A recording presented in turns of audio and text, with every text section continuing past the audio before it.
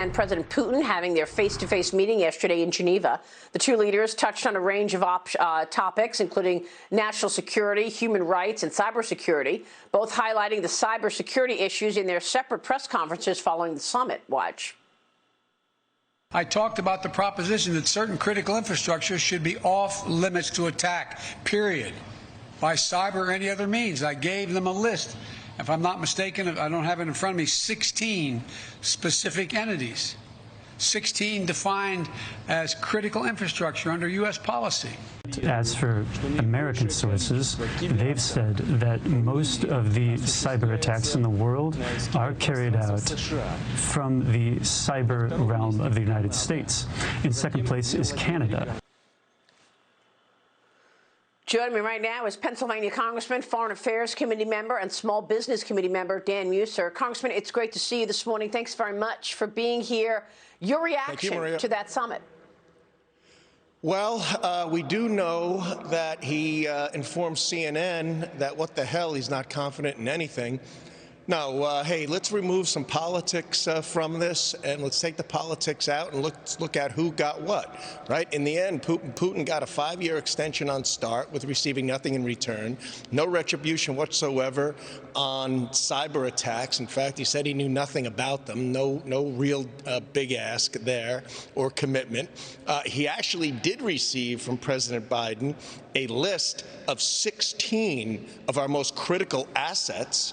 So meanwhile, Vladimir Putin knows nothing about the cyber attacks or where they came from, but hey, I'll take that list of 16 of your most critical assets and see what I can do. I mean, you almost can't make this up.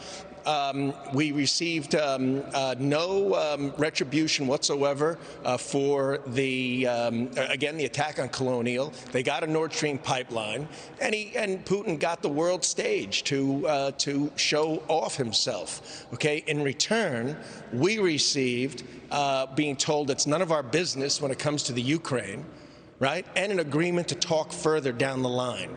So again, removing politics from this, I don't see many successes here, no matter how hard I try.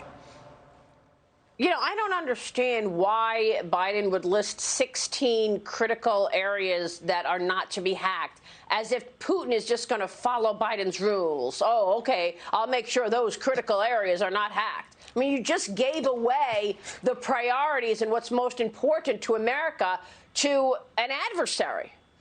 It's unbelievable.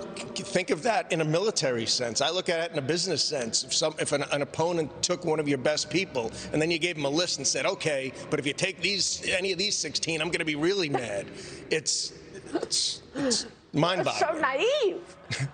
Right. It really is. It is. Look, I agree. I don't think much got done. We know that President Biden already has given Vladimir Putin a huge win before even walking into that summit by taking away any sanctions on the company that's overseeing the Nord Stream pipeline. Meanwhile, he canceled the XL pipeline here in the U.S. So how would you characterize President Biden's foreign policy so far in this first 6 months of his term? Well, absolutely weak. I mean, going in, it's a showmanship initiative. Some have called it a surrender policy. Well, I won't go that far. Look, I do think that their interests are in the U.S., but they're not taking things seriously. You know, at the G7, what'd they try to pass? This global 15% tax, which is a feel-good thing that's not going to raise much. And how are they going to enforce it? Through some sort of global IRS?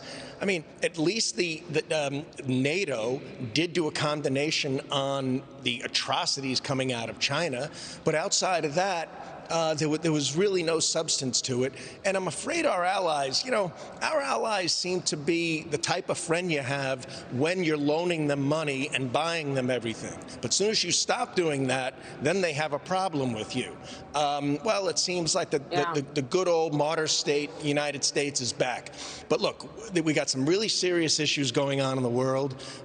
We've got the China threats. We've got Russia having its way.